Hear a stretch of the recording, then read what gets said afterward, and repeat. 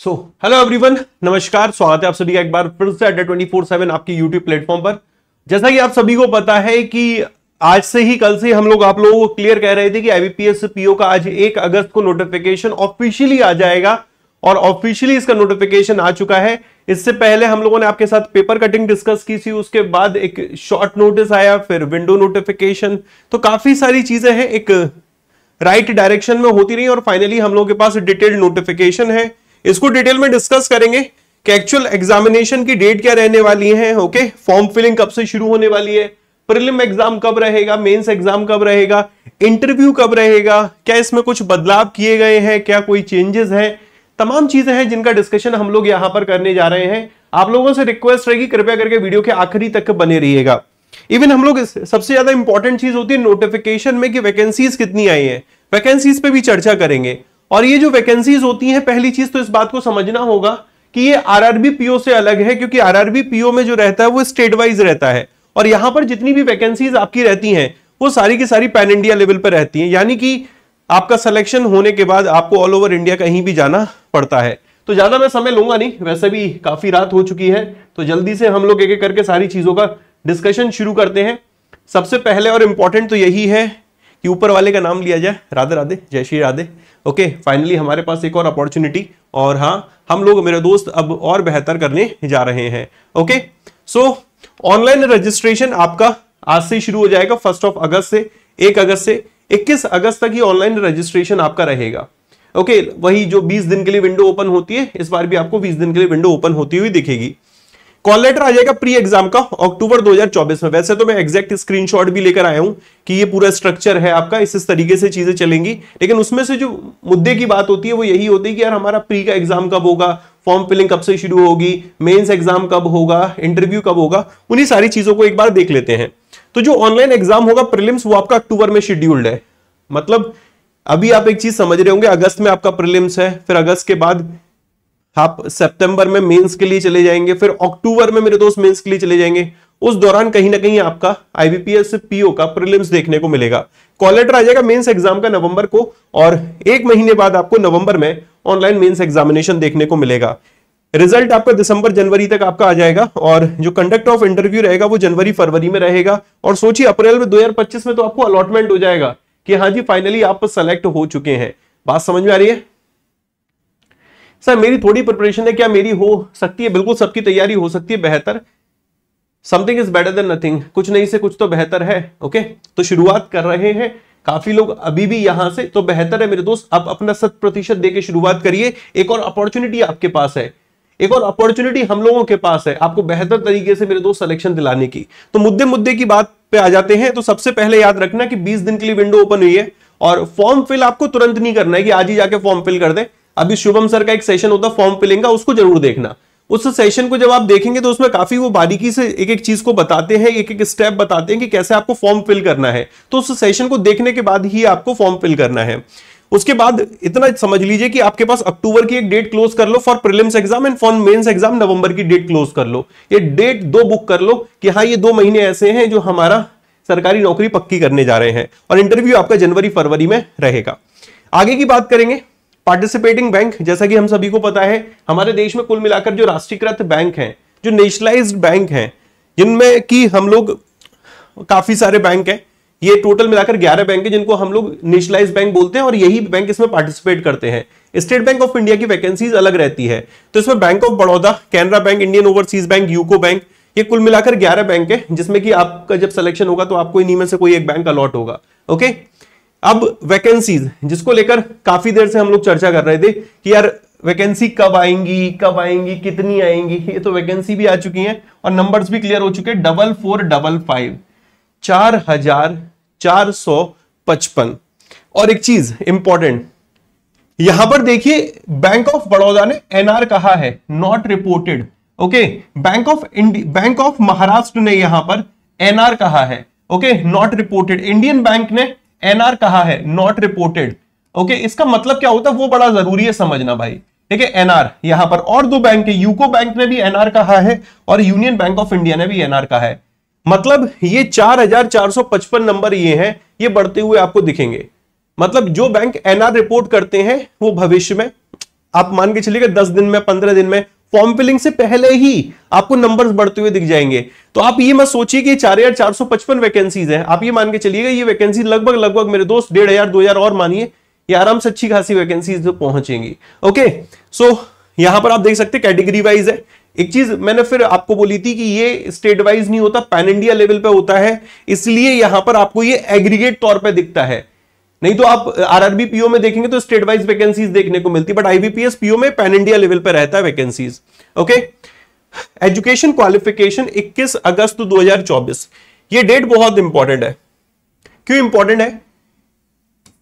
इस डेट तक आपका ग्रेजुएशन कंप्लीट होना चाहिए।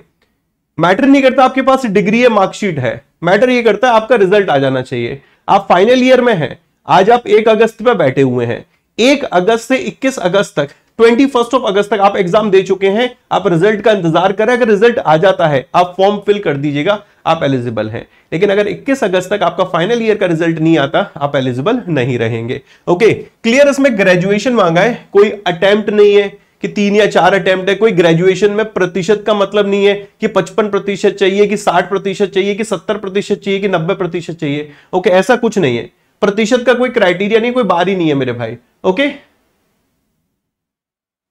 डन। चलिए आगे बढ़ते हैं। एज क्वालिफिकेशन बहुत मैटर करती है। इन्होंने कहा है 1 अगस्त 2024 तक, ये डेट याद रखना। एजुकेशन क्वालिफिकेशन था 21 अगस्त और एज जो है वो है 1 अगस्त।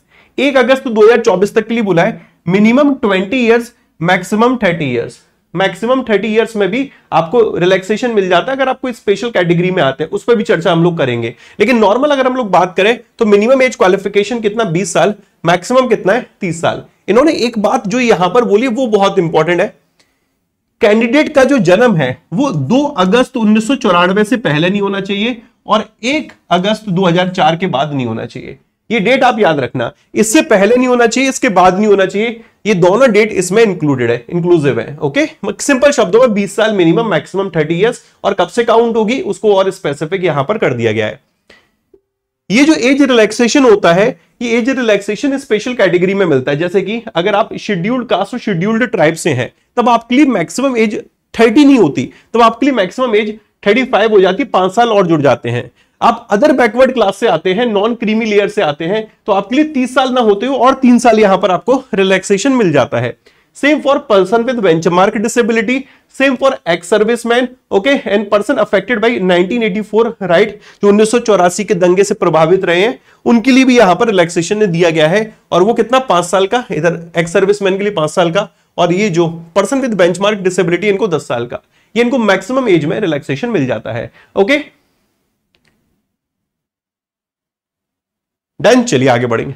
सर ऑनलाइन रिजल्ट आया है, ऑनलाइन रिजल्ट आ गया, उसी से काम चल जाएगा मेरे भाई, आप फॉर्म फिल कर सकते हैं। ओके, सिविल स्कोर ये बहुत मैटर करता है। आप लोग ना मेरे दोस्त फोन कर करके हमको, हमारी टीम को, सबको बड़ा ये सवाल पूछते हो, सर ये सिविल स्कोर कैसे ठीक करें, हमने लोन लिया था, हमने लोन चुकाया नहीं है, हमारी सर शादी हो गई थी, ठीक है, हमारे हस्बैंड ने हमारे नाम पे लोन लिया था, हम सेपरेट हो गए, लोन चल रहा है, उन्होंने चुकाया नहीं है, तमाम झंझट है भाई, ठीक है। इस सिविल स्कोर को लेकर ये बड़ा मैटर करता है। सिविल स्कोर बताता है कि आप कैसे रहे हैं। ओके, आपने अगर लोन लिया है, पॉइंट समझना, आपने बैंक से लोन लिया है, आपने लोन चुका दिया है, बहुत बेहतर है, आप बैंक से एक नो ऑब्जेक्शन सर्टिफिकेट और ले लीजिए, एक एनओसी ले लीजिए कि हाँ जी मेरे ऊपर कोई बकाया नहीं है और मैं बोनाफाइड हूं, मैं बढ़िया हूं, ठीक है, मैं ठीक ठाक हूं। इवन आपने लोन लिया है, चुकाया नहीं है, आप कोशिश करिए उसको as soon as possible settle करने की। ओके, और सेटल कर देंगे बैंक से जाकर मेरे दोस्त, आप एनओसी ले सकते हैं, नो ऑब्जेक्शन सर्टिफिकेट ले सकते हैं। जिनका बैंक में खाता ही नहीं है उनको तो टेंशन लेने की जरूरत नहीं है।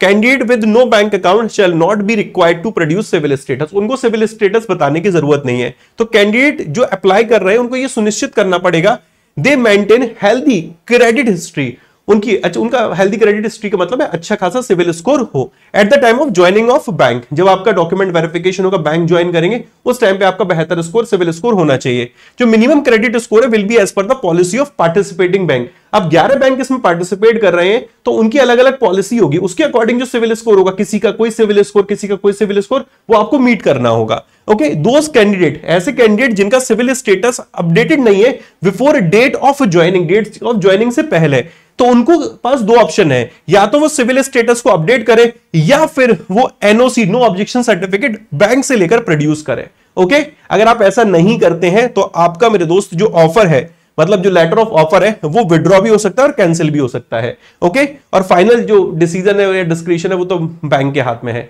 सिंपल शब्दों में बोलूं तो अपना सिविल स्कोर आपको बेहतर करना होगा। ओके, क्लियर है गाइस? चलिए बहुत बढ़िया, आगे बढ़ते हैं। स्ट्रक्चर ऑफ एग्जामिनेशन की बात करते हैं कि बैंक एग्जाम का स्ट्रक्चर क्या है। ओके, आरआरबी में तो जैसे सेक्शनल टाइमिंग हम लोगों को एक नई चीज ऐड देखने को मिली, ओके, ऐड ऑन हुई, लेकिन यहां पर तो पहले से ही सेक्शनल टाइमिंग है, तो ऐसा कोई बदलाव तो है ही नहीं। सिंपल है, यहां पर आपको इंग्लिश लैंग्वेज ऐड होता हुआ दिखेगा, क्वांटिटेटिव एप्टीट्यूड है यहां पर, और रीजनिंग एबिलिटी है। ओके, तो ये 3 सब्जेक्ट आपके लिए यहां पर है, और आपको पता ही है प्रीलिम्स क्वालिफाइंग नेचर का होता है, इसके मार्क्स फाइनल सिलेक्शन में ऐड नहीं होते। 30 क्वेश्चन आपको इंग्लिश के मिलेंगे, 30 नंबर, 1:1 चलता है। 35 क्वेश्चन रीजनिंग के, 35 क्वेश्चन 35 मार्क्स मिलते हैं, 35 मार्क्स, 35 क्वेश्चन 35 मार्क्स मिलेंगे। सेम 20-20 मिनट, यहां पर सेक्शनल टाइम पहले से है, 60 मिनट का पेपर होगा, उसमें 20-20 मिनट आपको अलॉट होंगे। एक सेक्शन 20 मिनट में करना, ऑटोमेटिकली 20 मिनट होती दूसरे पे स्विच कर जाएंगे, दूसरा होती तीसरे पे आप स्विच कर जाएंगे।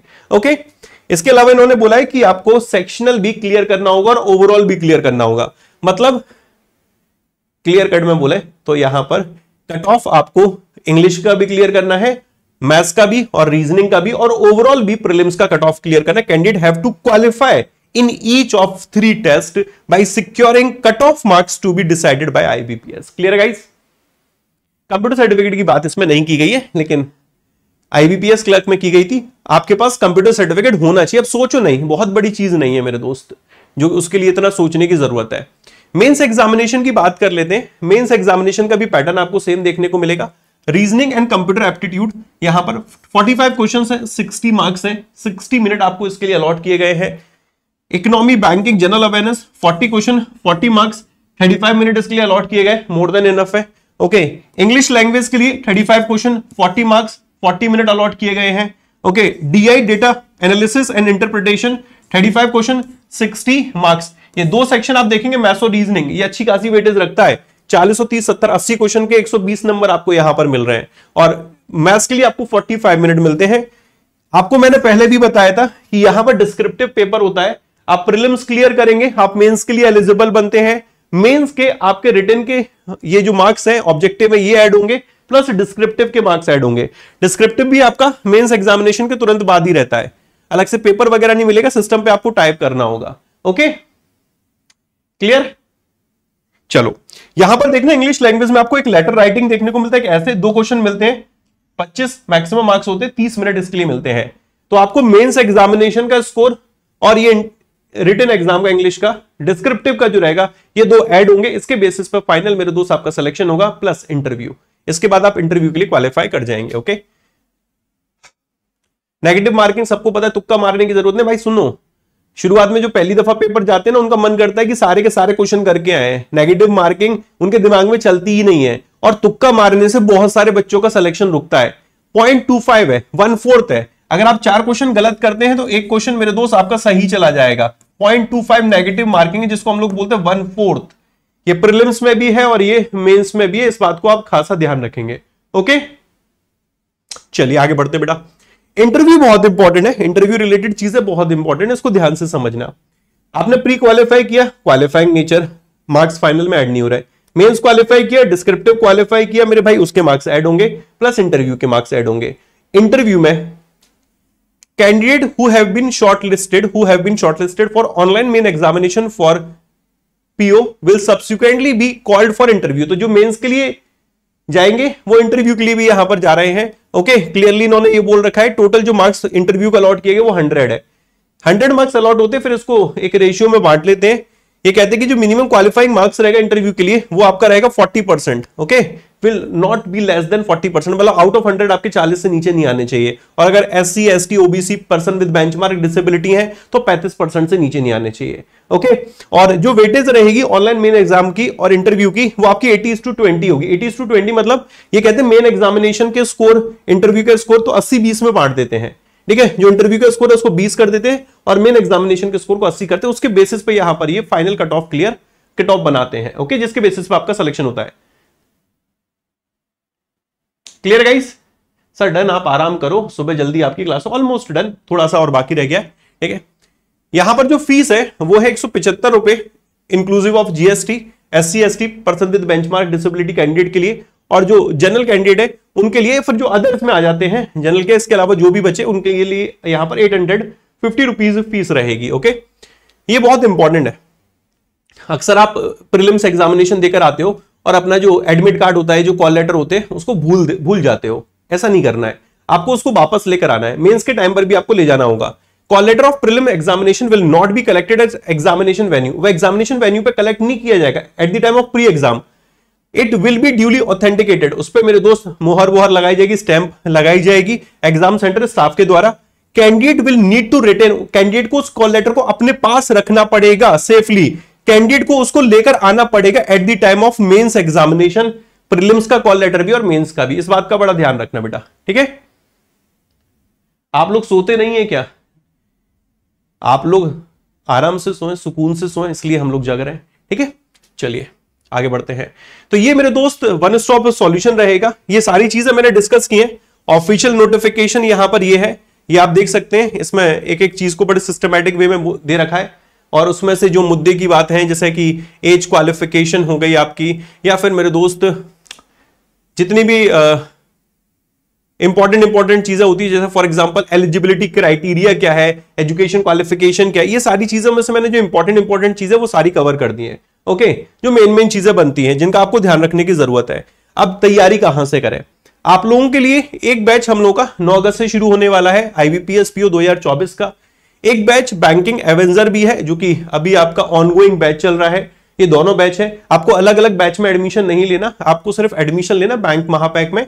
जब आप बैंक महापैक में एडमिशन लेंगे, वो मेंबरशिप है, उसमें आपको सभी फैकल्टी के सभी बैचेस मिल जाएंगे, प्री के, मेंस के, डिस्क्रिप्टिव, समझ रहे, इंटरव्यू बैचेस, सारे बैचेस मिल जाएंगे। And this is refundable. अगर आपका सिलेक्शन हो जाएगा, जो कि होना ही है, सिलेक्शन के बाद आपकी 100% फी रिफंड कर दी जाएगी। आपको कोड यूज करना है इसके लिए Y168, ओके। आपको 80% अभी ऑफर भी चल रहा है, ले सकते हैं। ये मेरा बैच है जो कि जनरल अवेयरनेस के लिए रहेगा, वॉरियर प्रो बैच। इसमें आपको capsule batch, current affairs batch, financial awareness batch, monthly current affairs batch, banking awareness batch, ये सारे बैच भी मिल जाएंगे। हम लोगों ने गूगल फॉर्म लगा रखा है, अगर आप लोगों ने उस गूगल फॉर्म को फिल नहीं किया तो प्लीज फिल कर देना। वो आपको डिस्क्रिप्शन में भी मिल जाएगा और वो आपको कमेंट सेक्शन में एक लिंक हम लोगों ने पिन किया है। तो जितने भी बच्चे जिनको काउंसलिंग की नीड है, ओके, बहुत बार बहुत सारे एस्पायरेंट होते हैं जिनको बेहतर तरीके से चीजें समझ में नहीं आती हैं। बहुत बार फॉर्म फिलिंग के दौरान, बहुत बार मेरे दोस्त जब प्री के लेकर इंटरव्यू तक, डिस्क्रिप्टिव तक जा रहे होते हैं, तब तक बहुत बार कहीं ना कहीं चैलेंजेस रहते हैं। तो आप एक बार इस फॉर्म को फिल कर देना, हमारी टीम और आपके बीच में एक बॉन्ड क्रिएट हो जाएगा और फिर जब भी आपको जरूरत होगी तो आप उनसे कनेक्ट कर पाएंगे, ओके। इसके अलावा सावन सोमवार चल रहे हैं, ठीक है, सावन के महीने चल रहे हैं, तो आप लोगों के लिए यहां पर फिर से ऑफर आ चुका है। 79% की जगह 80% डिस्काउंट है। आप Y168 कोड यूज कर सकते हैं। यहां पर Y168 कोड पे आपको 80% डिस्काउंट मिल जाएगा। बैंक महापैक पे आपको डबल वैलिडिटी मिल जाएगी। ये करंट अफेयर्स की बुक है, Y168 कोड इसके लिए यूज कर लेना। इसमें आपको क्वार्टरली करंट अफेयर्स मिल जाएगा। लेकिन इस बात का ध्यान रखना बेटा, सबसे इंपॉर्टेंट ये डेट है। इन डेट में भी ये डेट है फॉर्म फिलिंग की, 21 तारीख का इंतजार मत करना, as soon as possible form fill करिए।